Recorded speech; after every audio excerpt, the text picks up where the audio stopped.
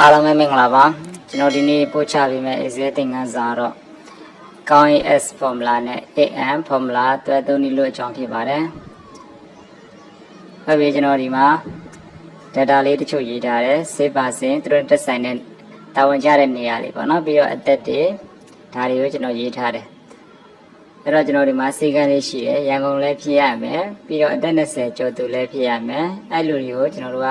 တူမန္တလေးရဲ့မန္တလေးကိုကျွန်တော်တို့တာဝန်ထမ်းဆောင်ခိုင်းမယ်ပေါ့နော်အဲ့လိုပုံစံလေးခွဲထုတ်တဲ့အခါမှာကျွန်တော်တို့ AM formula ကိုတက်သုံးပြီးတော့ခွဲထုတ်လို့ရပါတယ်အဲ့တော့ရန်ကုန်လည်းဖြစ်မယ်အသက်20မကျော်ဘူးဆိုရင်မန္တလေးကိုသွားလို့မရဘူးမန္တလေးမှာတာဝန်ထမ်းဆောင်လို့မရဘူးပေါ့နော်တခြားနေပြည်တော်ကလည်းဖြစ်မယ်အသက်20ကျော်ခဲ့ရင်လည်းဒါမန္တလေးကိုတာဝန်ထမ်းဆောင်လို့မရဘူးကျွန်တော်လိုချင်တာရန်ကုန်လည်းဖြစ်ရမယ်ပေါ့နော်ပြီးတော့အသက်20ကျော်သူလည်းဖြစ်ရမယ်အဲ့လိုလူတွေရှိခဲ့ရင်ကျွန်တော်တို့မန္တလေးကိုတာဝန်ထမ်းဆောင်ခိုင်းမယ်ဒီလိုစစ်ထုတ်တဲ့အခါမှာကျွန်တော်တို့ AM formula နဲ့စစ်ထုတ်လို့ရပါတယ်ဟုတ်ပြီအဲ့တော့ပထမအောင်ဆုံးကျွန်တော်တို့ရန်ကုန်ကဖြစ်ရမယ်အသက်20ကျော်သူတွေဘယ်နှယောက်ရှိလဲဆိုတာကိုကောင်းရေး S နဲ့ကျွန်တော်တို့ရွေးထုတ်ကြည့်မယ်အဲ့တော့ညီမချင်းလေးရေးလိုက်မယ်ကောင်း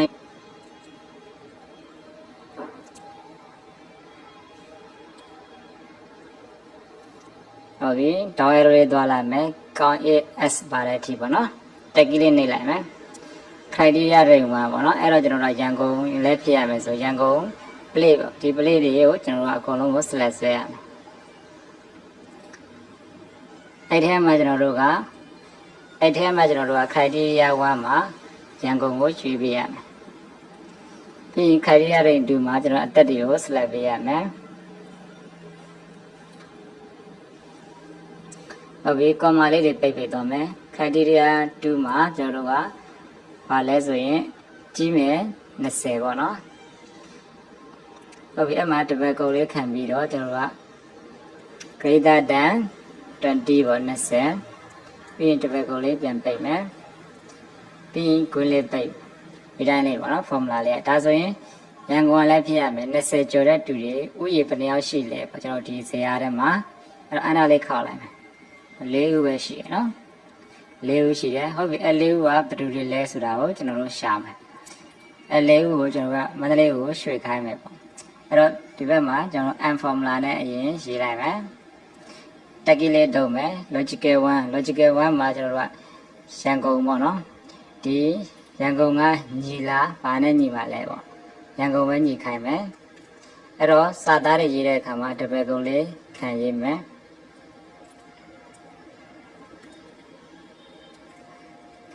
ဟုတ်ပြီနော်ရန်ကုန်ကညီလာဗာနဲ့ညီပါလဲရန်ကုန်ဟုတ်ပြီနောက်တစ်ခုကောင်မလေးပိတ်မယ်ပြီးရင်သူကအသက်ပေါ့အသက်ကတော့ကျွန်တော်တို့က20ကျော်လာမေးပါပါနော်ဟုတ်ပြီနော် GH လို့ပြတာကောလန် G တို့အဲ့ကိုစားပြတာပါအဲ့ဒီ GH ကပေါ့နော်ကြီးမယ်20ပေါ့ကြီးမယ်20ပြီးရင်ကွင်းလေးတိတ်မယ်ဒီတိုင်းလေးပေါ့နော်ဒါ M formula လေးရေးတာပါဆိုတော့ကျွန်တော်တို့ဒီ F8 ပေါ့နော်ဒီအကွက်ကရန်ကုန်နဲ့ညီလာပြီးတော့အသက်ကရော20ကျော်လားဒီလိုမေးတာပါဟုတ်ပြီနော်ဒါအနာခောက်ကြည့်လိုက် true ပေါ်လာပြီဆိုရင်ဒီအကွက်ကတော့မှန်သွားပြီဒါဆိုမှန်သွားပြီအောက်ကိုဆွဲလိုက်ရင်လည်းကျွန်တော် true or false ပေါ့နော်မှန်တဲ့ဟာဆိုရင် true နဲ့ပြတယ်မညီဘူးစေကန်းချက်နဲ့မညီဘူးဆိုရင် false ပြတယ်ပေါ့နော်အဲ့တော့ဒီလိုကြည့်ရင်ကျွန်တော်ရှုပ်နေမယ် a လေးနဲ့တွဲပြီးတော့ကြည့်လိုက်မယ် function 2ကိုနေမယ်ရှေ့မှာကျွန်တော်တို့ a လေးတွဲလိုက်မယ်နောက်မှာထားမယ် comma လေးပိတ်မယ်ဟုတ်ပြီအဲ့တော့ကျွန်တော်တို့သူမန္တလေးဆိုတဲ့စာသားလေးကိုထည့်ပေးမှာရန်ကုန်လည်းဖြစ်မယ်အသက်20လဲကျော်တဲ့တူကိုကျွန်တော်တို့မန္တလေးကိုရွှေ့ခိုင်းမှာအဲ့တော့တပကုလေးခံပြီးတော့ဒီနေရာမှာတူမန္တလေးလို့ရေးလိုက်ပါ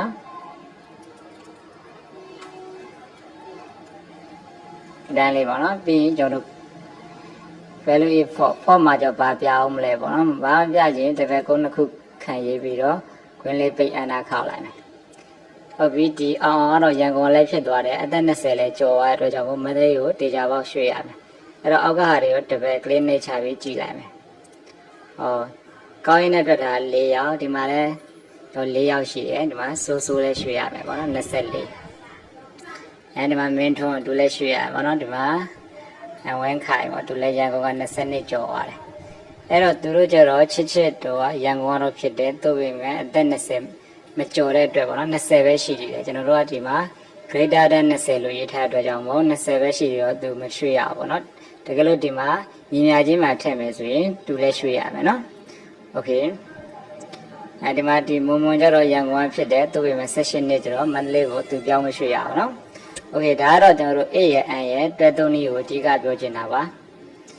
နောက်တစ်ခုကကောင်းရေးပေါ့နော်ဆိုရေတွက်တဲ့အခါမှာကောင်းရေး S နဲ့ကိုလိုချင်တယ်လို့ criteria တစ်ခုတည်းပို့တဲ့အခါမှာကောင်းရေး S နဲ့တွဲပြီးတော့တွက်လို့ရပါတယ်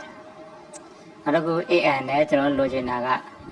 တစ်ခုပြီးတစ်ခုရှိခဲ့မယ်ဆိုရင် AN နဲ့ဒီလိုလေးလေးစိတ်ကြည့်လို့ရပါတယ်ဒါဆိုရင်ကျွန်တော်မန္တလေးကိုရွှေ့ရမယ်ဝန်ထမ်းစင်ရ၄ဦးထွက်လာရနော်โอเคဒီပုံစံလေးပါ